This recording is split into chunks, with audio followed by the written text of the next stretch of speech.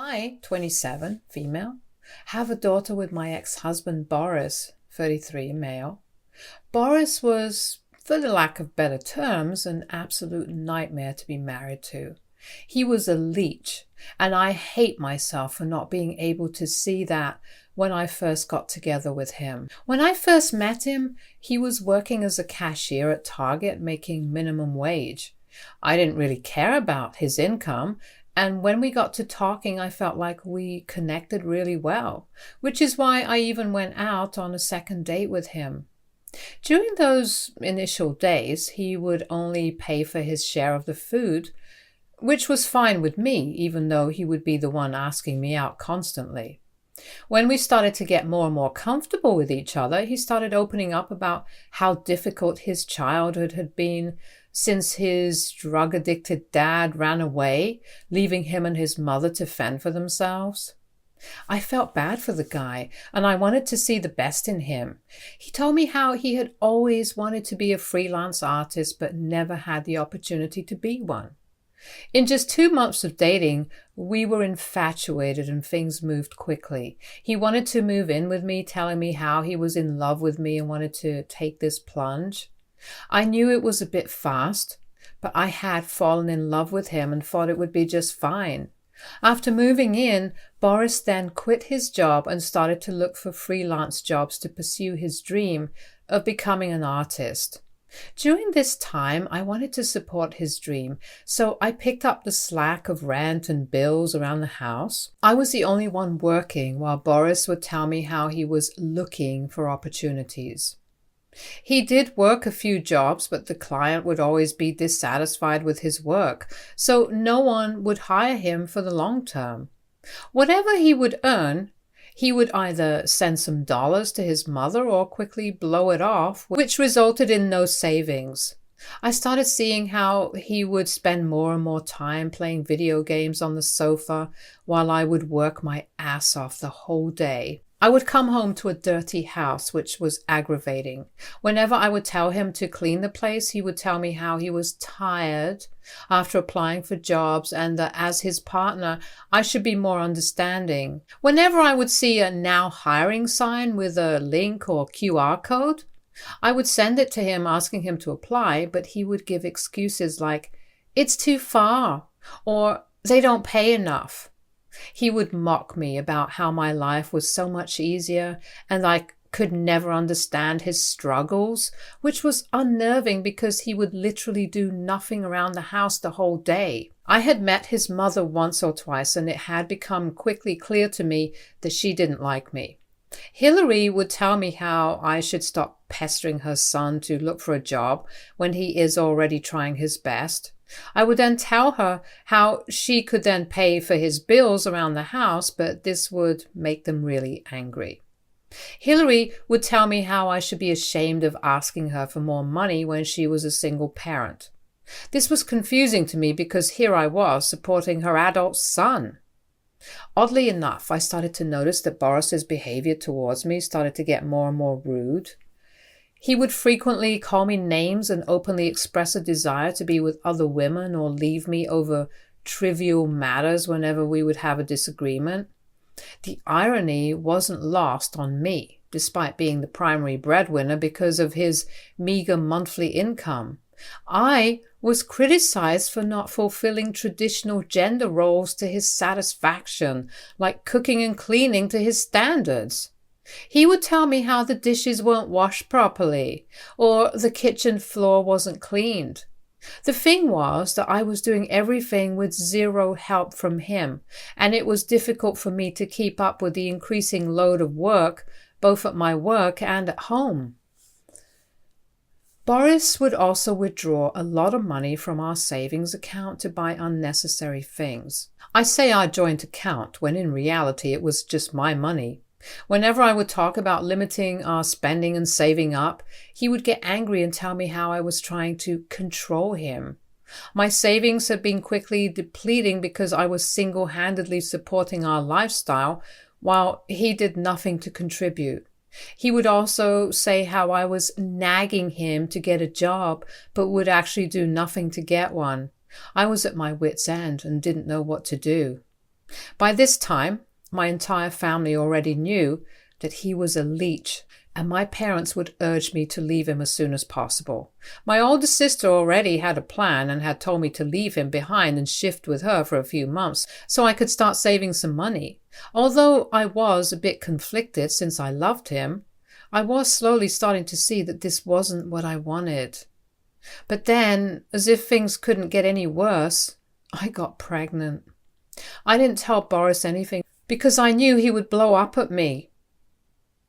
This was not planned, and I was so conflicted about what to do, but all my hesitation went right out the window when I heard my little one's heartbeat.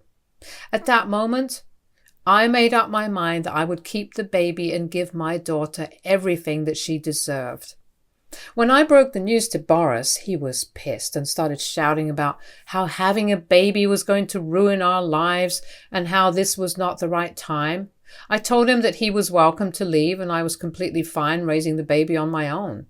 He then decided to call up his mother to complain about how I was choosing a baby over him and how I had probably used him for all these months for his sperm.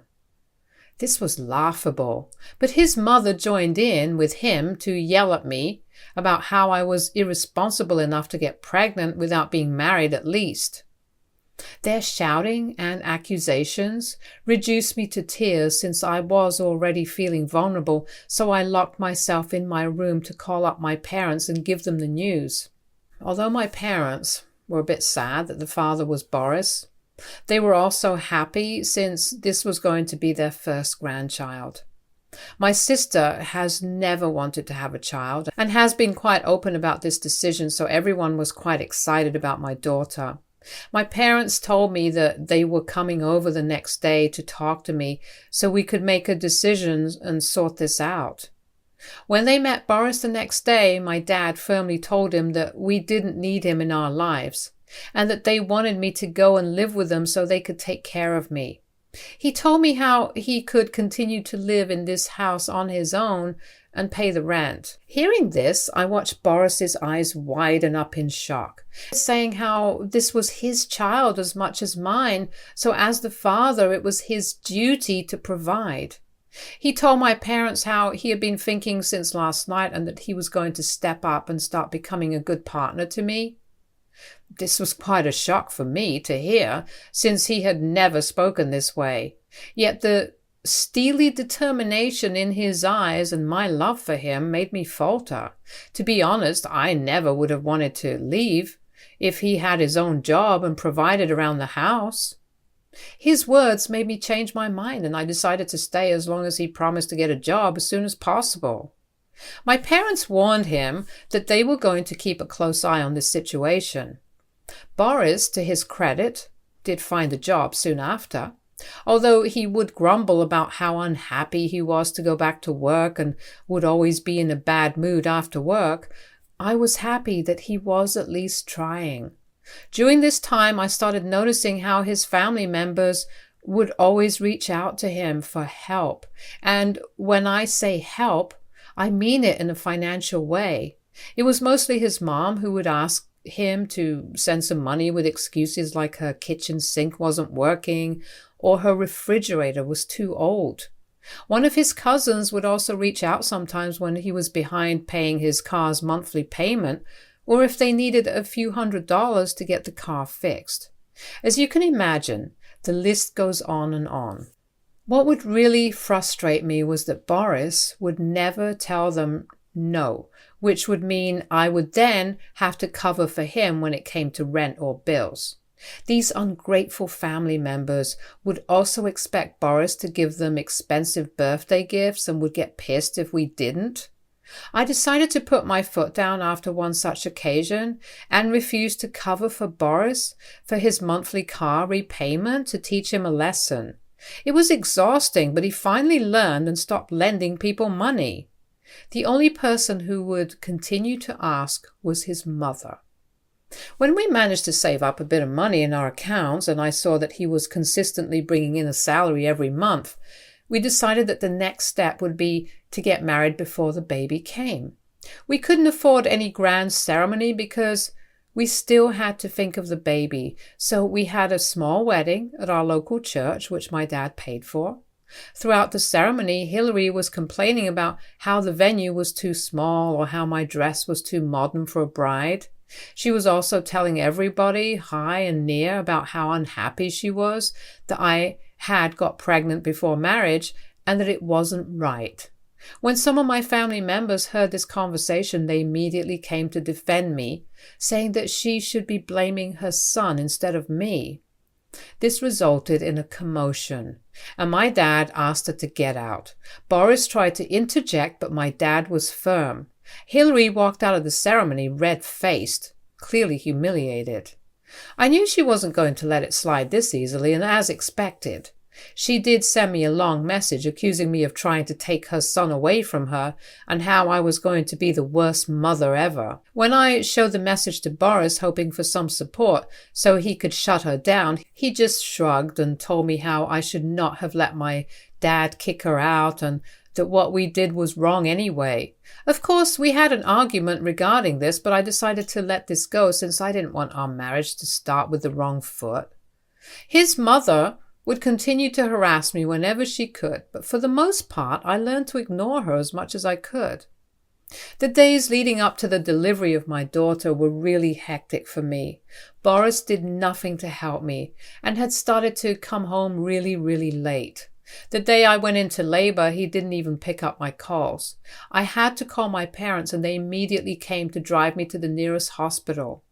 My mother stayed with me in the delivery room while my dad waited for me outside. Throughout all this, my dad tried to get in touch with Boris, but he was nowhere to be found. Hours later, he turned up at the hospital and gave excuses about how he was busy and had not checked his phone. I was so pissed at him for missing the birth of our daughter that I just started to scream at him. I told him how he knew this was my delivery date and I had informed him as well before he went to the office. But he knowingly chose to ignore my calls. Boris started justifying how I was the mother anyway, so I didn't really need him, and how my parents were there for me, so I should not be angry at him. He started to say how I was always being overdramatic and that this was why he didn't want a child with me, since my daughter would turn out this way. Hearing his words, I saw red. I wanted to leap out of my bed just to slap him across his face. I couldn't believe how he was talking about my daughter. I yelled at him to get out as I couldn't stand to see his face, and he did. My parents rushed into my room after they heard me yelling. I noticed my dad walked out with Boris, perhaps to talk with him. My mom comforted me and urged me to rest. When it was time for me to get discharged, my dad informed me that there was no way that he could let me move back in with Boris since he would never be able to take care of me and wanted me to live with them for a few days, so I agreed. I gave my house keys to Dad so he could go and pick up a few of my things, which is how he discovered Boris sitting in his pajamas playing video games in the living room. My dad questioned my husband about why he was not at work and if he had taken leave that day, but this is when Boris finally cracked and told the truth. It turns out that Boris had been let go from his job for the past 3 months. He had been spending his days at his cousin's place drinking or playing video games, which is why he missed my calls that day. When my dad questioned him about why he wasn't finding another job, Boris told him how he would do so, but for now, we had enough savings left. This was completely unacceptable since the savings we had belonged to me as well, and we needed it to take care of our baby, Emma. Instead of thinking about Emma, Boris was back to his old ways. My dad packed all my things and left. When I was informed about all this, I lost my head. I was already pissed at him, but knowing how he wanted to use me yet again, I was completely at my wit's end. My parents firmly told me that it was time for me to get a divorce from this man, otherwise he would continue to take advantage of me. They emphasized that my and Emma's well-being and financial stability were crucial, especially considering the irresponsible and disrespectful behavior he had displayed towards us. As much as I had been in love with him, I was also utterly embarrassed to realize that the wreck of the man I had married was a leech and a failure in his life. He would sink me, along with his miseries, if I didn't leave him now. I decided to take control of my life before it was too late. With the support of my parents, I consulted with a divorce lawyer to understand my options and rights in ending this tumultuous marriage. The more I delved into the legalities, the more I realized the extent of the financial mess he had left me in. I had accumulated credit card debts and very few savings were left. The only good thing was that even though my parents were well settled, I had nothing to my name yet, which meant he could not ask me for anything. I just wanted to get rid of him and didn't care about any alimony. I would have also let him go for child support, but my lawyer argued that as a father, he would be responsible for the child regardless of what I wanted. In the end, when I finally served Boris with divorce papers, he was flabbergasted. He pleaded with me a lot about not leaving him and started saying how marriage is about being for each other during difficult times. But I was honestly done. I asked him to sign the papers, otherwise I would change my mind and force him to pay me alimony, which I knew he could not afford to do. Hillary did try to reach out to me, accusing me of using her son and leaving him. Her last words to me were how she would make sure that her son marries a woman better looking and richer than me, and how I never deserve him anyway. I laughed, reading her words, and didn't even bother sending her a reply and just blocked her. The divorce proceedings went without any undue incidents, and as expected, Boris was required to pay child support every month. I was given full custody of the child, and Boris never even fought the decision. When we were finally divorced, I felt free and light. It had been ages since I had felt this way. This period of my life was quite challenging since I was freshly divorced while taking care of a newborn, but with the unwavering support of my parents, I began to slowly reclaim my life. It has been 4 years since our divorce, and Emma has grown up to be an adorable baby. Over the years, my ex-husband did offer a few apologies here and there, and we remained in touch for the sake of Emma. He would wish her on her birthdays and would ask for her pictures telling me how he missed her. Despite how our relationship had ended, I did want Emma to one day have a good relationship with Boris, so for her sake, I would be polite to him, but nothing more. I have been dating Dax for the past year, and he has been a wonderful partner to me. Although I am still hesitant about letting him into Emma's life, I do see Dax in my future. Unlike Boris, Dax is the complete opposite. He always stays true to his word and works in IT, so he earns well just like me. We both share our love for pottery, which is how we met in pottery class in the first place. He knew about my past and disliked Boris just like my parents did for what he had put me through. 3 months ago, I'd heard from the grapevine that Boris had got engaged. This was a surprise for me, but I was quite happy for him. Apparently, he met this mystery woman just a month ago, but they were quite serious with each other. Just weeks later, I received an invitation card in my mail. To my shock, it was from Boris and his new fiancée. He sent me a message saying how he would love for me, my parents, and Emma to attend his wedding. Although I was a bit hesitant, I was also curious to meet him and his wife after all these years. I knew that this would be a good step forward for the sake of Emma, so I agreed. The wedding went smoothly, and I could see how happy and beaming his wife was. She looked much younger than him, but I guess age doesn't matter when you are in love, right? One thing I did find a bit odd was that her side of the family was missing. There were no parents, siblings, or even friends who were present for her. During the celebratory reception of his newfound marital bliss, Boris came up to my table where I was sitting with my parents and Emma to introduce his bride, Nina. We talked for a while, and he even invited Emma to visit their new place so they could spend some time together. Nina seemed to be really sweet and was very welcoming. I felt good about them, and everything seemed to be going smoothly. During the reception, I had to go pee, so I walked in search of the venue restrooms. Just as I was about to turn a corner, I overheard my ex-husband talking with his mother-in-law. I had not seen mother-in-law for so long, and I still disliked her for how she meddled in our divorce.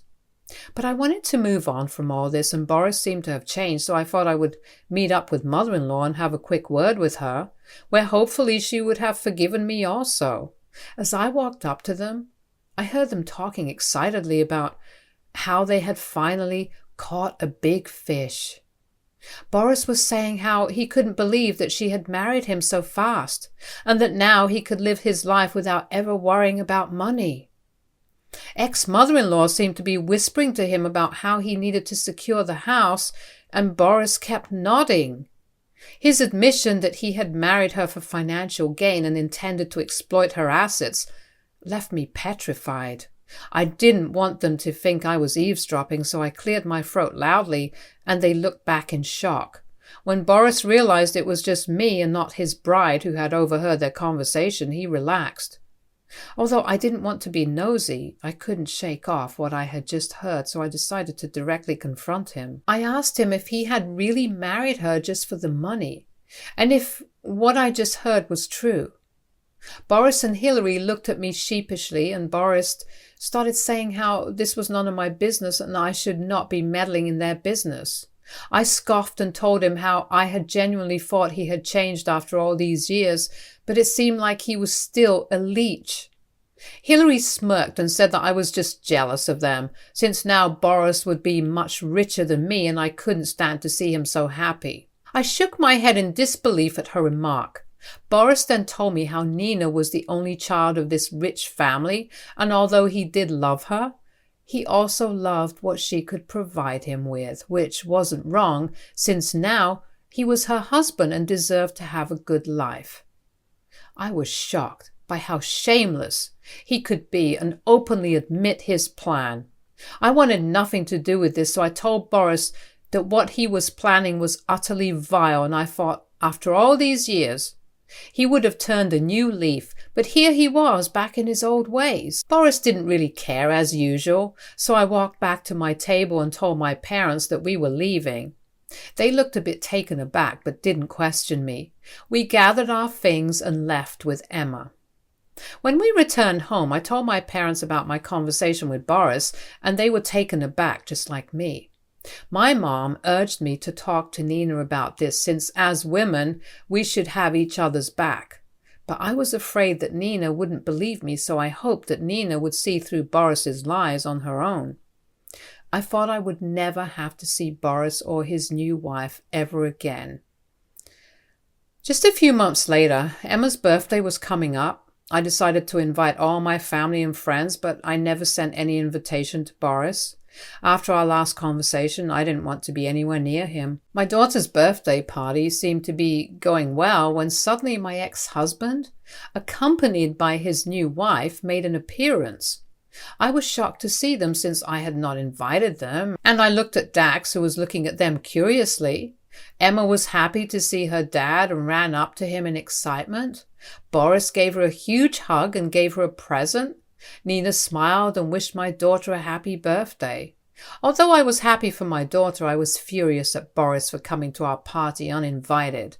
He walked up to me to say how he had heard from our mutual friends about the party and just wanted to be here for a few minutes to give Emma her present.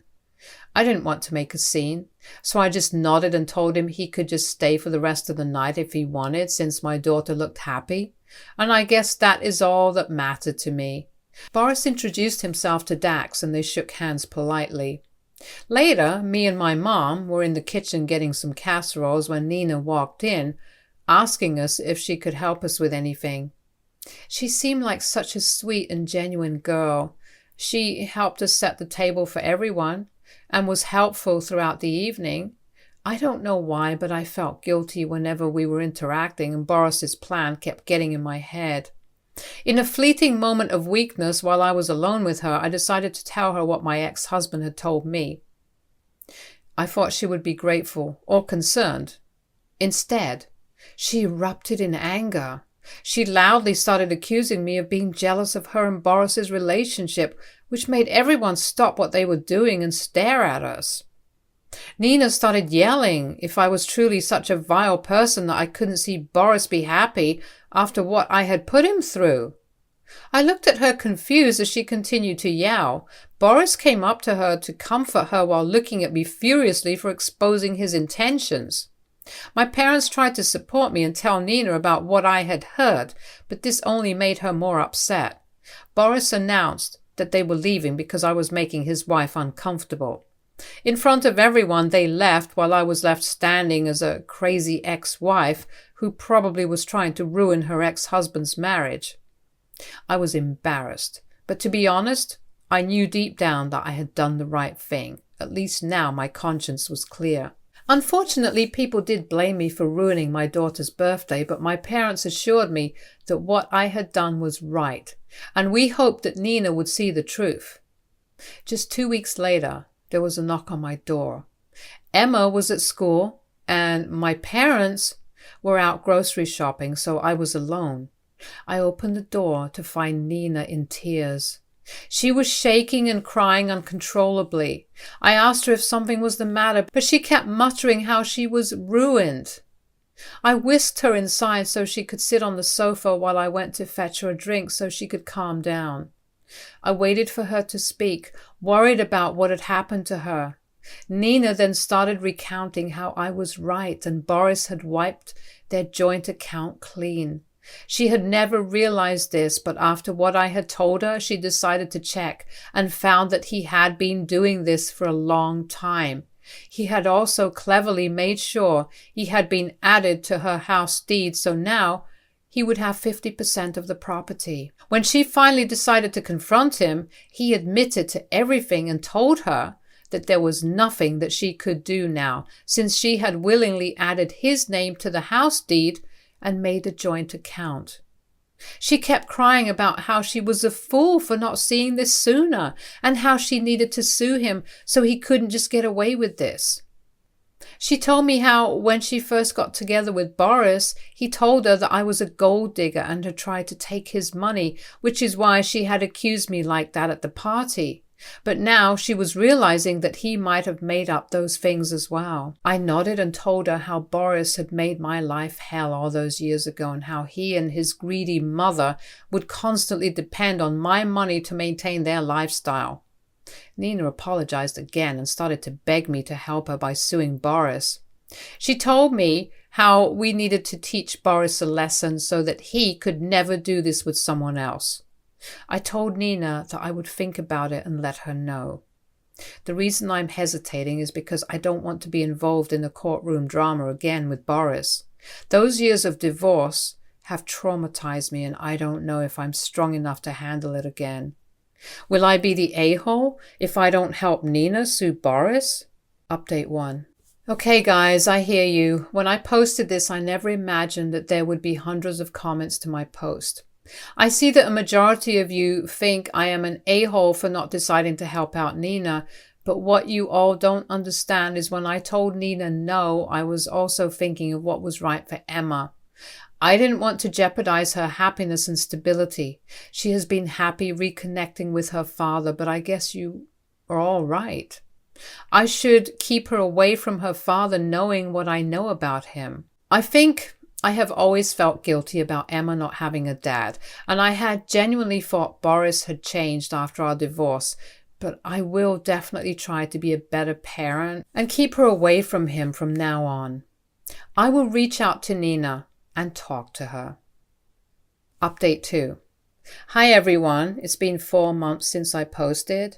First things first, Dax asked me to move in with him, which is such a huge deal. I was hesitant at first because I didn't know if Emma would like that, but it turns out that she loves Dax as much as I do.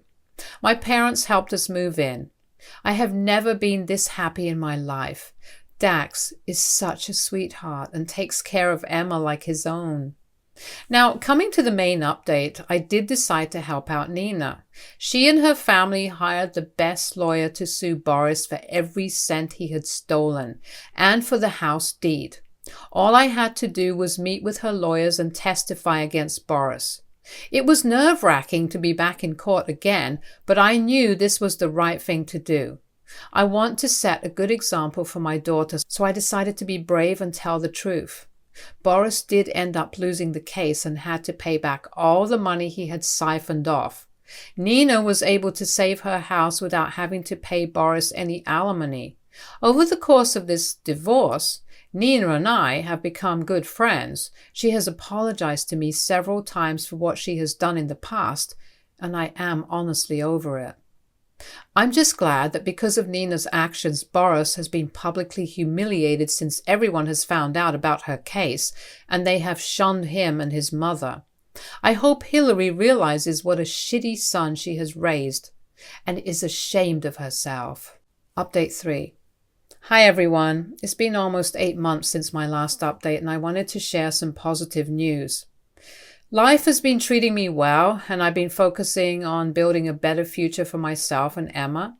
Dax has been a wonderful partner, and I appreciate the support and stability he brings to our lives. Unlike Boris, Dax is an equal partner to me, and even does all the house chores without me ever having to remind him.